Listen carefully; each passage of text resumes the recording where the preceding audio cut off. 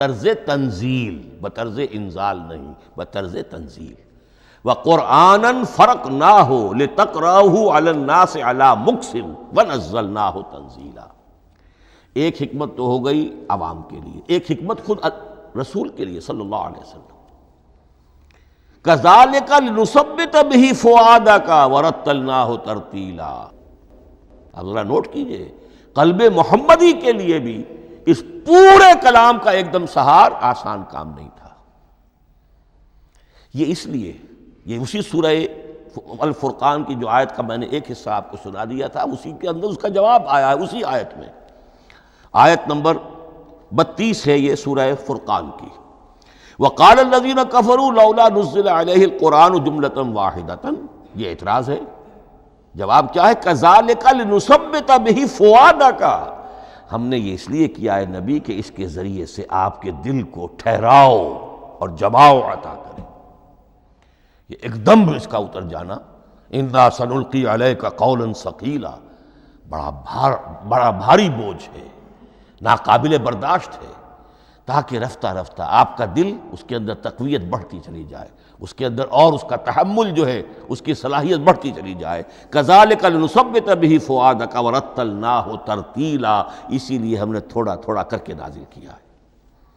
وَلَا يَأْتُونَكَ بِمَثَلٍ إِلَّا جِئْنَاكَ بِالْحَقِّ وَأَحْسَنَ تَفْسِيرًا۔ ساتھ ہی فرمایا کہ یہ لوگ جو بھی اعتراض کریں گے، ہم اس کا جواب بھی اور بہترین تعویل بھی آپ کو دے دیں گے۔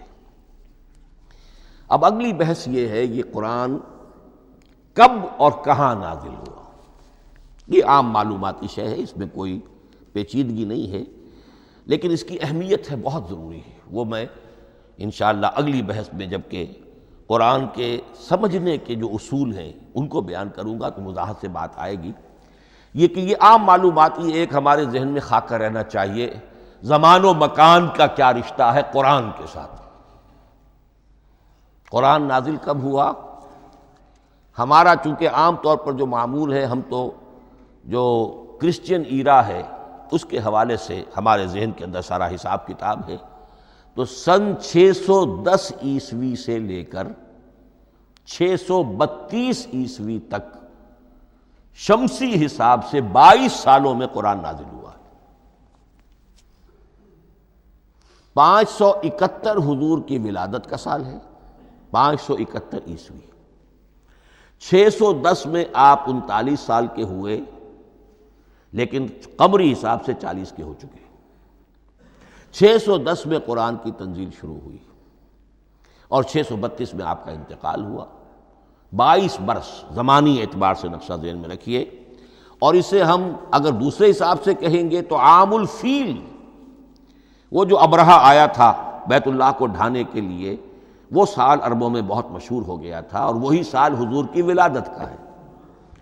تو عام الفیل ہی میں حضور کی ولادت ہوئی، لہذا 40 عام الفیل میں قرآن مجید کا نزول شروع ہوا، اور 11 ہجری تک یہ 23 برس بنتے ہیں قمری حساب سے۔ ایک رائے یہ بھی ہے کہ قرآن کا نزول 20 برس میں ہوا ہے، اور اس میں وضاحت یہ ہے کہ پہلے 3 سال اللہ تعالیٰ نے ایک فرشتے کو، حضرت اسرافیل علیہ السلام کو مامور کیا تھا حضور کی تعلیم پر۔ دنیاوی اعتبار سے حضور نے کوئی تعلیم حاصل نہیں کی، آپ امی تھے۔ آپ نے دنیاوی اعتبار سے کسی کے سامنے زانو تلمس طے نہیں کیا، کہیں کوئی تعلیم حاصل نہیں کی، کہیں کوئی تحصیل علم نہیں کی، لیکن اللہ تعالیٰ نے علمہ شدید القویٰ، اللہ تعالیٰ نے جو کچھ انہیں سکھایا ہے، جو علم انہیں عطا کیا ہے، تو ایک روایت یہ ہے کہ 3 برس تک، اور اس کے بعد پھر قرآن نازل ہونا شروع ہوا، تو 20 برس تک قرآن نازل ہوا۔ لیکن وہ لوگ بھی مانتے ہیں کہ سورہ علق کی آیتیں نازل ہو چکی تھی، پھر 3 برس کا وقفہ ہے۔ سورہ علق کی آیتیں کیا ہے؟ جو پہلی وحی ہے، اقرأ بسم ربک الذی خلق، خلق الانسان من علق، اقرأ وربک الاکرم الذی علم بالقلم، علم الانسان ما لم یعلم۔ گویا کہ بسم اللہ ہو رہی ہے محمد الرسول اللہ صلی اللہ علیہ وسلم کی تعلیم کی، اور جن گھرانوں میں یہ رواج ابھی تک چل رہا ہو، بسم اللہ بچوں کی کراتے ہیں، ایک تقریب کی شکل میں منعقد کرتے ہیں، ہمارے ہاں یہ رواج تھا، اب ہم چھوڑ چکے ہیں، کہ جو تقریب بھی حضور کی اور صحابہ کی زندگیوں سے ثابت نہ ہو، ہمیں کوشش کرنی چاہیے کہ ان تقریبات کا سلسلہ منقطع کریں۔ ما انا علیہ واصحابی، ہماری تقریبات جو ہیں وہ بس وہیں تک محدود رہنی چاہیے۔ بہرحال وہ جو ایک چلتی ہے روایت، 4 سال 4 مہینے 4 دن کا بچہ یا بچی ہو تو بسم اللہ یہی آیتیں پڑھی جاتی ہیں۔ پڑھ تو نہیں سکتا، انگلی رکھ کر پڑھانے والا کوئی عالم دین بیٹھ جاتا ہے سامنے، وہ نہا دھو کر بچہ یا بچی بیٹھی ہوئی ہے اور اس کو اقرا بسم ربک الذی خلق خلق الانسان من علق اقرا وربک الاکرم الذی علم بالقلم علم الانسان ما لم یعلم۔ اب اس میں تو سارا پڑھنے پر زور ہے، حصول علم پر زور ہے، کسی تبلیغ کا حکم ہی نہیں، ابھی رسالت کا کوئی تذکرہ کچھ بھی نہیں، اس میں تو قیامت کا بھی کوئی ذکر نہیں۔ اب اس کے بعد روایت یہ ہے کہ 3 برس تک پھر حضرت اسرافیل دن رات حضور کے ساتھ رہے ہیں اور آپ کی تعلیم ہوئی ہے، اور پھر 3 برس کے بعد پھر وحی کا سلسلہ شروع ہوا ہے، واللہ عالم۔ لیکن یہ کہ جب سورہ اقرا نازل ہو چکی ہے، اس کی 5 آیتیں، تو وہ 3 برس بھی اس کا وقفہ شمار ہوں گے، زمانہ نزول پھر وہی 23 برس رہے گا۔ اسی کے ساتھ میں نے عرض کیا تھا کہ دوسری بات یہ کہاں نازل ہوا قرآن۔ ایک لفظ میں تو یہ سمجھ لیجئے یہ حجاز میں نازل ہوا۔ حجاز جزیرہ نماء عرب کا ایک خاص حصہ ہے، پہاڑی سلسلہ، یوں سمجھ لیجئے، اس کو ذہن میں رکھیے۔ جزیرہ نماء عرب جو ہے وہ شمال سے جنوب کی طرف چوڑا ہوتا جاتا ہے، شمال میں شام اور عراق کی طرف جاتا ہے تو وہ تنگ ہے، پھر نیچے چوڑا ہو رہا ہے۔ اس کا جو مغربی ساحل ہے جس پر جدہ کی بندرگاہ بھی ہے، ینبو کی بھی ہے، اس کے کہیں وہ ایک میدان شروع ہوتا ہے ساحل سے، کہیں وہ بہت مختصر ہے، کہیں خاصا چوڑا ہے، اس کو کہتے ہیں تہامہ۔ پھر ایک پہاڑی سلسلہ ہے، اس کو کہتے ہیں حجاز۔ یہ پہاڑی سلسلہ جو ہے اس کے بعد جو ہے وہ نجد کہلاتا ہے، وہ سطح مرتفع ہے، پلیچو۔ تو یہ 3 حصے ہیں جزیرہ نماء عرب کے جغرافیائی اعتبار سے، اور حجاز کہتے بھی ہیں پردے کو، حاجزن، پردہ جو 2 چیزوں کے درمیان حائل ہو جائے۔ تو یوں سمجھیے کہ یہ فلیٹ ہے نجد کا، اور یہ فلیٹ ہے میدان، یہ ہے تہامہ کا، اور درمیان میں یہ پہاڑی سلسلہ کھڑا ہوا ہے، تو یہ گویا کہ ان دونوں کو جدا کر رہا، یہ حجاز ہے۔ اس حجاز ہی کا شہر مکہ ہے، اس حجاز ہی کا شہر مدینہ ہے، اس حجاز ہی کا شہر طائف ہے، اس حجاز ہی کی آخری ٹپ سمجھ لیجئے تبوک ہے۔ تو حضور صلی اللہ علیہ وسلم کی پوری زندگی آغاز وحی کے بعد سے لے کر وہ اسی علاقے کے اندر، پہلے آپ مکے میں تھے، قرآن مجید کی جو صورتیں اس دور میں نازل ہوئیں یا آیتیں نازل وہ مکیات کہلاتی ہیں۔ پھر آپ نے ہجرت کی، اور ہجرت کر کے جب آپ جا رہے تھے اس دوران میں بھی کچھ قرآن نازل ہوا اثناء ہجرت میں۔ پھر آپ مدینہ تشریف فرما ہوئے، اب وہ ہم کہتے ہیں مدنی قرآن، لیکن مدنی قرآن سارا مدینے میں نازل نہیں ہوا۔ آپ کبھی جا رہے کسی مہم پر، کسی جنگ کے لیے، غزوہ بدر کے لیے آ گئے ہیں، تو وہاں جو آیات نازل ہو رہی ہیں وہ مدینے میں تو نہیں ہو رہی۔ براڈ تقسیم تو یہی ہے، مکی مدنی۔ ہجرت سے قبل جو کچھ نازل ہوا وہ مکی، ہجرت کے بعد جو کچھ نازل ہوا وہ مدنی۔ لیکن صرف مدنی کہنا صحیح نہیں ہے، اثناء سفر تبوک، اتنا طویل سفر ہے آپ کا، اس کے دوران آتے جاتے قرآن نازل ہوتا رہا۔ لیکن یہ بات نوٹ کر لیجئے کہ پورا قرآن حجاز ہی میں نازل ہوا ہے، یہ تمام شہر، یہ تمام علاقہ حجاز کہلاتا ہے۔ ایک اور بحث جو ہم اسی اپنی پہلی نشست میں مکمل انشاءاللہ کر لیں گے، وہ ہے محفوظیت قرآن کی بحث۔ میں نے عرض کیا تھا کہ 3 چیزوں پر ہمارا عقیدہ مشتمل ہے۔ یہ اللہ کا کلام ہے، نمبر 1، نازل ہوا محمد الرسول اللہ پر صلی اللہ علیہ وسلم، اسی لیے ہم نے کلام سے متعلق کچھ مباحث علمی گہرائی میں اتر کر وہ سمجھے، حضور پر اس کے نزول، انزال اور تنزیل کے مختلف مراحل کو سمجھا۔ اب اس کی محفوظیت کے اعتبار سے واقعہ یہ ہے کہ واحد کتاب ہے پوری دنیا میں، واحد کتاب جس کے بارے میں دشمن بھی تسلیم کرتے ہیں، چاہے وہ اسے اللہ کا کلام نہ مانے، لیکن یہ مانتے ہیں کہ بعین ہی وہ شے جو محمد نے اپنی امت کو دی تھی آج بھی امت کے پاس صحیح موجود ہے۔ ظاہر بات ہے اگر تو اسے اللہ کا کلام مانے، وہی مانے، تب تو مسلمان ہی ہو گئے۔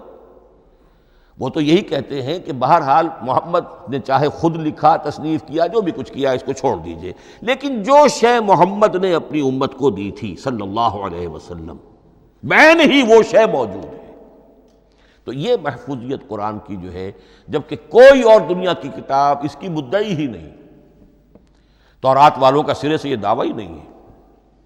وہ تورات تو گم ہو گئی تھی نبوکدنضر کے حملے کے وقت، اس کے بعد سے دنیا میں تورات کا وجود نہیں ہے، اور پھر 100 برس کے بعد اپنی یادداشتوں سے مرتب کی ہے یہ تورات جو آج ہمارے سامنے ہے۔ انجیل کا جیسا کہ میں عرض کر چکا ہوں، کوئی نسخہ جو ہے نہ عبرانی کا موجود ہے نہ آرامی زبان کا ہے۔ دنیا کی کوئی کتاب نہیں جو دعویٰ کر سکتی ہو۔ یہ قرآن جو شروع ہوتا ہے ذالک الکتاب لا ریب فیہ، یہ دعویٰ دنیا کی کسی اور کتاب نے خود کیا بھی نہیں۔ اس کی بھی جس قدر پرشکوہ الفاظ میں علامہ اقبال نے اس کی ترجمانی کی ہے، انہی کا حصہ ہے۔ حرف اورا ریب نئے، تبدیل نئے، آیش شرمندہ تعویل نئے۔ اس قرآن کے کسی حرف میں کوئی تحریف ہو جانا نہیں، امکان ہی نہیں قطعی طور پر۔ کسی لفظ کا بدل دیا جانا نہیں، حرف اورا ریب نئے، تبدیل نئے، اس میں کسی کا شک پر مبنی ہونا نہیں، آیش شرمندہ تعویل نئے۔ اس کی آیت کوئی بھی ایسی نہیں جسے تروڑا مروڑا جا سکے، یہ اپنی حفاظت خود کرتی ہے۔ لا یاتیہ الباطل من بین یدیہ ولا من خلفہ، حامیم السجدہ کی آیت نمبر 42۔ اس پر باطل حملہ آور ہو ہی نہیں سکتا۔ انا نحن نزلنا الذکر وانا لہ لحافظون، ہم ہی نے یہ الذکر نازل کیا ہے اور ہم ہی اس کی حفاظت کرنے والے ہیں۔ جہاں تک پہلے ٹکڑے کا تعلق ہے اس آیت مبارکہ کا، اس میں تو تورات بھی آئے گی۔ تورات کس نے نازل کی؟ اللہ نے نازل کی۔ انجیل کس نے نازل کی؟ اللہ نے نازل کی۔ انا انزلنا التوراۃ فیہا ھدی ونور، یہ سورہ مائدہ میں الفاظ ہیں۔ انجیل کے بارے میں بھی ہم نے انجیل عطا کی عیسیٰ کو، فیہ ھدی ونور۔ لیکن یہ کہ انا نحن نزلنا الذکر، اس کو اس قدر تاکید کے ساتھ کہہ کر وَإِنَّا لَهُ لَحَافِظُونَ، اور ہم ہی اس کے محافظ ہیں۔ لیکن اس موضوع پر اہم ترین مقام جو ہے قرآن مجید کا، وہ سورہ قیامہ کی یہ آیات ہے، لا تحرک بہ لسانک لتعجل بہ۔ جب قرآن نازل ہوتا تھا حضور جلدی جلدی زبان کو حرکت دیتے تھے، یاد کر لیں، مبادا کہیں بھول جاؤں، مبادا کوئی لفظ جو ہے تبدیل ہو جائے۔ یہ مشقت جو آپ جھیل رہے تھے، اس سے اللہ نے روک دیا، از راہ شفقت اور محبت۔ لا تحرک بہ لسانک لتعجل بہ، ان علینا جمعہ وقرآنہ، ہمارے ذمے ہے اس کو جمع کر دینا، آپ کے سینے میں جمع کر دیں گے اس کو۔ اور صرف جمع کرنا نہیں، قرآن، ترتیب۔ قرآن ہوتا ہے پڑھا جاتا ترتیب سے، یعنی ترتیب نزولی۔ یہ بعد میں ہماری علیحدہ بحث بھی آئے گی کہ ترتیب نزولی اور ہے، ترتیب مصحف اور ہے۔ یہ ترتیب بھی ہم کروا دیں گے، یہ بھی ہمارے ذمے ہے۔ ان علینا جمعہ وقرآنہ فاذا قرأناہ فاتبع قرآنہ، پھر جب ہم جس ترتیب سے پھر آپ کو پڑھائیں اسی ترتیب کی پیروی کیجیے۔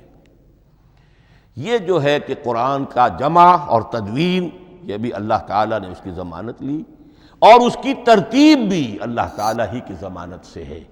اس اعتبار سے محفوظیت قرآن کے یہ دونوں پہلو ہمارے سامنے رہنے چاہیے۔ بارک اللہ لی ولکم فی القرآن العظیم ونفعنی وإیاکم بالآیات والذکر الحکیم۔